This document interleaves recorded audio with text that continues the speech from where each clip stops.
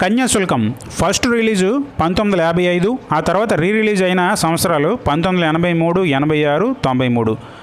అలాగే రక్త సంబంధం ఫస్ట్ రిలీజు 1962, తర్వాత రిలీజ్ అయిన సంవత్సరం 1988లో 100 డేస్ ఆడింది. ఇక Lavakusa first release 1963, release in 1988. Sri Krishna Pandaviyam first release 1966, release 1993లో కూడా 100 రోజులు ఆడింది. అలాగే కంచుకోట ఫస్ట్ రిలీజు 1967, రిలీజు 1975. వరకట్నం ఫస్ట్ రిలీజు 1969, రిలీజు 1982. అలాగే శాకుంతల ఫస్ట్ రిలీజు 1966, రిలీజు 1976.